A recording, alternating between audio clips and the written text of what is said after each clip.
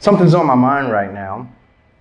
As I was thinking about this message, I wanted to do a little bit of research and came up with this poll, or came across this poll that I need you guys to help me out. It's a poll intended to discover who out here is comfortable or desires to feel unique in their lives. So can y'all help me to figure out who in this room is comfortable feeling unique? And the way I need you to help me with this is when I present a scenario to you, what I need you to do is if you say, yes, I identify with that, then I need you to stand up. Or if you say, no, I don't identify with that, then remain in your seats. All right, there's about five scenarios. So scenario number one, please stand up if you would rather stand out rather than blend in. If that's you, if you're like, man, see, I don't have a chair, but I'd sit down for that one. All right, and you can look around the room. None of this is gonna get like deeply personal where, we might end up needing some tissues. Maybe later it will, but not right now. All right. Number two, I need you to stand up or remain standing if you have ever felt pressured to hide or change who you are. I'd be standing for this one. All right. Remember, look around, take it in. Number three, stand up or remain standing if you have ever felt like who you are was not good enough. Who you are, if you've ever felt like who you are was not good enough, remain standing. If you've never felt that way, remain seated. All right, look around. Almost everyone is standing. Number four, stand up or remain standing if on most days you like who you are. If 4 days out of 7 in a week, if you look at yourself and go, I like who I am, remain standing. If that's not the case, then have a seat. And number five, last one. Remain standing or stand up if you know exactly who you are. All right. All right, you all can have a seat. I hope that you were taking a look around.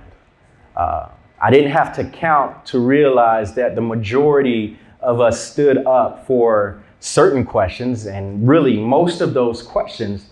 And so I hope it's clear to us all that there's a lot that we don't know about the person we're sitting next to or the person across the room. There's a lot that we don't know, but also there's a lot that we actually have in common.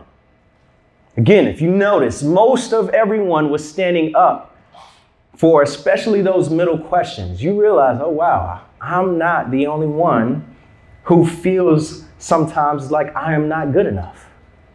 That is a feeling that we all have to some degree or another. Most of us don't walk around announcing like, hey, I have insecurities.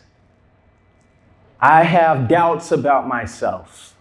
I look at myself in the mirror and I don't like what I see. We don't walk around just exclaiming that, but most of us feel it. And so we're starting this new series called True Story, where for the next few weeks, we're going to talk about two things: who God is and who we are because of who God is. Where we already have a good foundation because over the past 6 to 8 weeks, we were in the series, Who is Jesus? And we learned, yes, that Jesus is fully God and fully man. So we have some foundational understanding of who God is. But now we're going to take that knowledge and that understanding, build on top of it, learn more about who God is, because we'll never be able to check the box and say, yeah, I know 100% who God is. Never in our lifetime. 50 years from now, you'll never be able to say that. We'll always have more to learn about who God is. But as we take that knowledge and start to learn who we are because of who God is, it should change our lives. It should. And so what we're going to learn or put together with the knowledge that Jesus was sovereign over creation, over nature, over illness, over death, and over sin. We're going to take that knowledge and combine it with other truths about the character and the nature of God so that we can recognize that if we are God's creation, then we should trust and respect our Creator and His plans for His creation. So we'll be looking at that over the next few weeks. And one key thing that we have to have in mind is that we are all created in the image of God. Genesis 1, verse 26 through 27 tells us, it says, "Then God said, 'Let us make man in our image, according to our likeness. They will rule the fish of the sea, the birds of the sky, the livestock, the whole earth, and the creatures that crawl on the earth.' So God created man in His own image. He created him in the image of God. He created them male and female." So for us to understand who we are, we must understand who our Creator is. That's just how it works in life. The iPhone could never tell Steve Jobs, "No, I shall not be a cellular device," because it was created by Steve Jobs.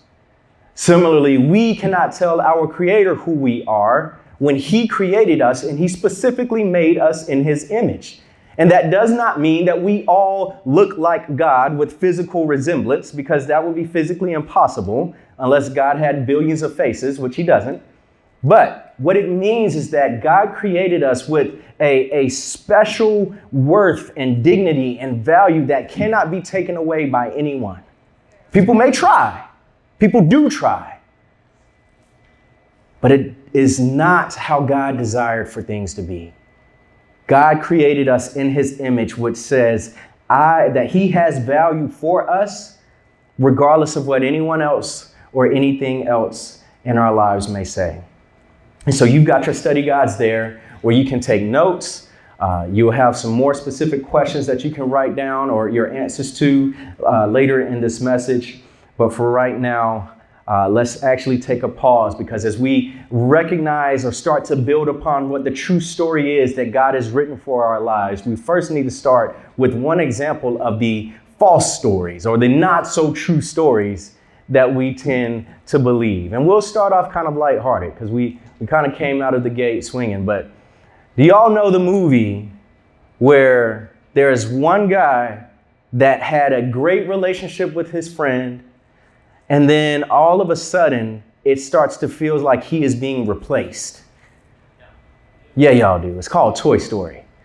Before Buzz, Woody was Andy's favorite toy. And then all of a sudden, Buzz Lightyear comes in, and Woody starts to feel like his best friend is just choosing someone else over him. And instead of Woody blaming Andy, he starts to blame Buzz. And the movie goes on. This is the first one where Woody starts to say, "You know what? I've got to get rid of Buzz."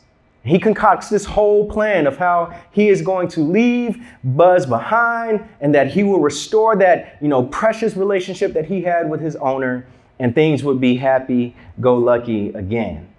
So that's how Woody responded to his problem, his insecurity, his feeling of, man, I don't feel as loved. I don't feel as valued. I don't feel as cherished as I once did. And it's because of Buzz. And although that might, as kids, we didn't watch that movie and go, man, this is deep. We just laughed and, wish that we could go to Pizza Planet. But now, if we actually look at it for what the story is actually telling, we can realize that that's actually very similar to what we go through and experience in life. Where maybe we don't go as far-fetched as, trying to get someone killed, hopefully. But the unfortunate reality is that instead of us believing the true story about who God is and who we are in Christ Jesus, we end up believing the not so true stories that are told all around us. We start to believe the lies that we need to be like someone else, or we need to do other things in order for us to be loved and adored. And so what ends up happening is that we start to look at our friends or our relationships or our social media, or our magazines and commercials and TV shows and grades. We start to look at all these things and feel like they determine who we actually are. So think about that. What does TikTok tell you? That the more For You pages that you end up on, the more likes you get and the more liked you are. And so everyone puts those weird, letter combinations so that they can try to hit the algorithm just the right way and so that they can be seen. That's really all social media platforms. The more likes and comments we get, the better we feel about ourselves. And that false story starts to make us think that we have to change what we do, and we have to change how we look, and we have to change who we are so that we can fit in with the other people who the algorithm seems to be working for. Which leads to the Revlon and the Maybelline commercials for the ladies, or maybe the commercials about the gyms for the guys, or the Instagram, workout gym personality guys that are like, hey man, you need to do these workouts to get your biceps so that you can hit the long head and the short head. And you start to go through all of these efforts, buying things, spending more time at the gym, spending more time in the bathroom, trying to apply your products, trying to make sure that you look a certain way so that you can get the attention that you desire, so that you can feel the feelings of satisfaction and want and belonging that you feel you need to embrace. We see that in shows like All American that show this glorious life of what it's like to be on the sports team. And we say, man, I just gotta make it. I just gotta do what it takes so that I could get my name on that roster. And then I will have the friends that they have on that show, which takes us to the even more personal route. Because it's not just what we see out there, it's what's going on in our schools, in our friend groups, and sometimes in our homes, as we hear the echoes of people telling us that, man, you just need to be more like so-and-so. Or we get that impression, man, people don't laugh at my jokes like they laugh at hers. So I just gotta be more like her. And then I will be loved. And then I will be cherished. And then I will be embraced. That's how it was for me in high school, where I remember what it was like trying to make sure that I got my outfit just right so that I could fit in with all the other guys, who all of the other guys were trying to look like all the other celebrities, which at that time, the most popular was Soulja Boy. And so the people who are like 25 and older might remember, the baggy Jabot jeans with the bathing ape hoodie and shoes, and no one could actually find the real ones. So you would go to the swap meets and get the fake ones, but you swore that you were looking really nice with your South Pole undershirt, and you were just like, oh man, I'm cool now.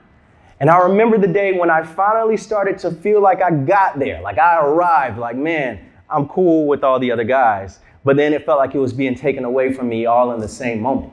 And it's because it was like March, mind you, right? You start school in like August. So in March, I'm walking through, the hallways, and I hear this girl say, oh, wow, Kevin, you actually look nice today. And I'm like, thanks.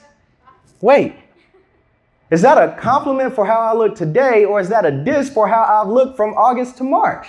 And so I felt like a sense of pride and a sense of brokenness all at the same time, which weighed even harder for me because around that time, I was also realizing that the girl that I actually liked had stopped liking me and had started dating the star track teammate, the star athlete who was the fastest guy on the track team. And it was just like, man, I don't look like him. I'm not as athletic as him. I don't dress as cool as him. And I just started to feel like I needed to change so many things about who I was so that I could try to fit in, but the bar was just getting set higher and higher and higher. It's for me, it's for Woody, and it's for most of the people in this room that we recognize that our insecurities and our fears are really tied to jealousy as we look out to others and want to be like them. But then sometimes the way that we address that problem is even more toxic, because instead of trying to work on our own mental and emotional health to address how we view ourselves, we instead go and say, I just got to get rid of those other competitions. But what we see in Genesis 4 is that this isn't a new problem. In verse 1, through 8, we see Cain and Abel entering the story. It says, "Now Adam had sexual relations with his wife Eve, and she became pregnant. When she gave birth to Cain, she said, 'With the Lord's help, I have produced a man.' Later, she gave birth to his brother and named him Abel. When they grew up, Abel became a shepherd while Cain cultivated the ground. When it was time for the harvest, Cain presented some of his crops as a gift to the Lord, and Abel also brought a gift, the best portions of the firstborn lambs from his flock. The Lord accepted Abel and his gift, but he did not accept Cain and his gift. This made Cain very angry, and he looked dejected. 'Why are you so angry?' the Lord asked Cain. 'Why do you look so dejected? You will be accepted if you do what is right, but if you refuse to do what is right, then watch out. Sin is crouching at the door, eager to control you. But you must subdue it and be its master.' One day Cain suggested to his brother, 'Let's go out into the fields.' And while they were in the field, Cain attacked his brother Abel and killed him." So Cain and Abel were brothers. Y'all, if you have siblings, you know what your parents say, like, don't fight your brother, don't fight your sister. But Cain was so angry, he was so jealous because his brother was accepted that he went a step further. He didn't just fight his brother, he killed his brother because he saw that his brother had something that he did not. He wanted to be accepted and loved and embraced like Abel, but he wasn't. So he said, "I'm just going to eliminate my brother. And then hopefully I can get the attention." And again, as far-fetched as it sounds, we still do some similar things. It might not go as far, but we still go and talk about the people behind their back that we actually want to be like. Because for some reason, for us, in our pride, we start to feel a little bit bigger and a little bit better about ourselves if we can belittle the person that we wish we were. And we look out and say, "Man, I can't be like him, but I won't tell other people that I want to be like him. I'll just tell other people of how messed up he is. I'll just tell other people that she is actually not as cool as she thinks she is. And I will spread so many rumors about her that whatever ego she has and whatever friendship she has will eventually start to die out because people will think less of her." We start to try to impose on other people and within other friendships and relationships the ways that we actually feel about ourselves. It's just an unhealthy and toxic effort to get rid of someone else so that we can feel better about ourselves. But the truth is that when we understand and believe the truth of who God is, we can understand and believe the true story of who we are, about who God designed us to be. And so when we look and consider where we've come from, that foundation over the last few weeks from that series, who is Jesus? Again, that Jesus is sovereign over creation and nature and illness and death and sin. If we're saying, man, Jesus is sovereign over everything, God has all the power. He is the supreme authority over it all. That means that everything else is underneath him, and he has the lone voice that can speak to who we are. Or at least he should. We should be giving him that authority. And if we do, what we'll find is passages like Psalm chapter 139 that actually have a lot to say about our relation to our Creator. In verse 2, it says, "You know when I sit down and when I stand up. You understand my thoughts from far away." This psalmist, David, is writing, talking about God the Father. He's saying, "You know when I sit down. You know my thoughts, even though you are far away."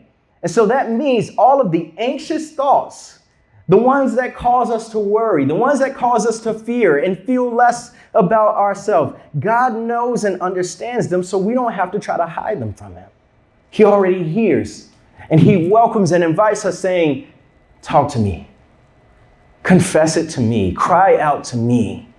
Put your trust in me instead of running off to other people and other things, or trying to be like other people, or drowning yourself in other things." In verses 13 through 14, David writes, "For it was you, God, who created my inward parts.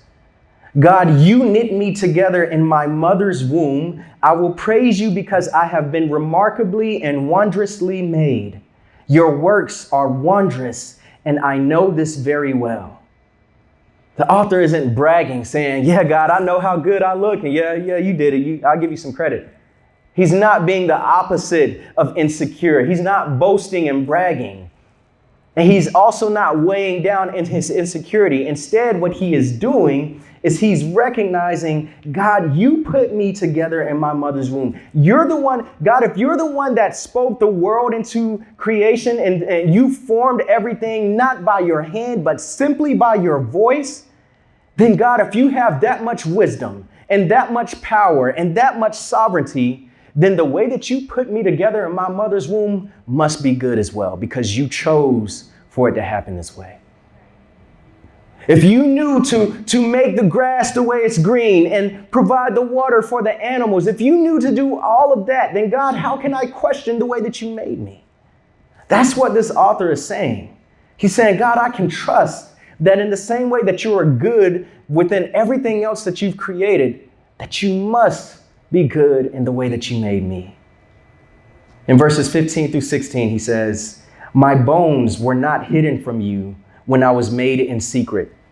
When I was formed in the depths of the earth, your eyes saw me when I was formless. All my days were written in your book and planned before a single one of them began." See, for many of us, our insecurities typically begin at some traumatic event in our lives where things collide, and whether it be in our families or at school, where something takes place that really kicks us off, where it doesn't mean that we didn't have any doubts or insecurities before, but usually after that traumatic event, things start to kick off in a higher gear. But what this author is saying right here is, even with that being true, the psalmist is saying that all his days are seen and known by God. And that with that confidence and trust in the sovereign power of God that knows and sees all, he's saying, God, if you allowed things to go this way, you must be able to bring something good even from the ugly that I've experienced in my life. You must be able to bring some type of glorious healing from the pain that I've experienced. You must be able to make something beautiful out of the most dark and difficult situations that I face. We see that God's love is poured out in the ways that he has created, but also in the way that he sustains and walks with us through life. And one passage comes to mind for me that really encourages me and reminds me of God's love for me. It's Romans chapter 5, verse 8. It says, "But God proves his own love for us in that while we were still sinners, Christ died for us." When we least deserved it, God sent his son Jesus to die for us. That's what the passage says for all of us in general. But if we think of ourselves as being alive now, some 2,000 years later, we've got to realize that God sent Jesus to die. God demonstrated and proved his love for you and I before we were even born. That means before we had the chance to make the mistakes that we've made, before we had the chance to disobey and sin against God, to rebel against God, God said, I love you. And it's not because God was blind and didn't know what we were going to do. He said, no, I see it. I know it. I know that you don't deserve my love. But God said, I love you so much that I'm going to send my son to die for you anyway. Because my love for you is not dependent upon what you do. It's dependent upon who I am. That is the glory of who God is. That is the truth of who God is that should change the way that we see him and the way that we see ourselves. Because we realize that there's nothing that we can do to earn the love of God because it's already been given. You don't try to earn a gift that you have already been given. It's not given because of your merit or what you do, the good that you do, and it's actually given in spite of the bad that you do. It's given because God says, I am a good God, and I love you enough to give this gift. You were created by a good God who is generous, who is trustworthy, who is caring, who is just, and who is fair. And he loved us enough to send his son to die for us when we least deserved it. So if you are struggling with jealousy or insecurity, or you're feeling unimportant and unvalued and unloved, I want you to remember that we can have confidence in who we are because of who he is. That because of who God is, we can trust how God has made us. And that means that it's a process to learn and actually walk this out. But it means that every day, as we feel that insecurity rising up because of how other people look at us, or how other people talk to us, or how other people treat us, that we can go back and remember, wait a second. They didn't make me. They don't have the authority to tell me who I am. Only God does. And then we're able to run to him in such a way that says, God, I need you to remind me. See, it's easy to focus on everything that we don't have and everything that we wish we were, everything that we don't like about ourselves. But I want us to think differently. And so on your sheets, what you have there in that space with those lines at the bottom is, yes, you had space to take extra notes if you wanted to. But you also have a space right now where you, on one side, you can write down whatever comes to mind about who God is. You can write down what we've talked about over the past few weeks. You can write down what you remember from the passages that we've read tonight, which some of them are on your paper anyway. You can write down words that come to mind about the songs that we've sang tonight. But write down with full honesty. Be real and say, God, I think I know this about you. Or if you don't know, put a question mark. Say, God, I don't know who you are. And therefore, I can't know who I am. But I want to find out. But then on the other side, you can write down who you are. And if you know who God is, then yeah, you can draw those parallels and say, God, you're good. God, you're wise. So therefore, who I am right now, God, it's not, God, I don't need to change. It's not, God, I don't need you to work in my life. But it's, God, I can be content with who I am because you made me. And I can look for you to make me look more like Jesus and make me more into who I'm meant to be. But if it's not, then use this opportunity to confess and say, God, I don't like who I am. God, I don't like how I look. God, I don't like how I talk. I don't like how I walk. I wish I were taller. I wish I were whatever. Write it down with full honesty, because this is an opportunity for you to confess to God and cry out to him.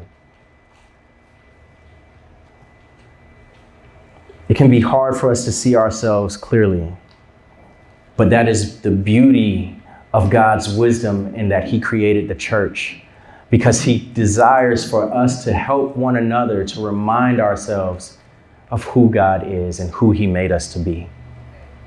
That when you know who God is, you can be more confident in who God has created you to be.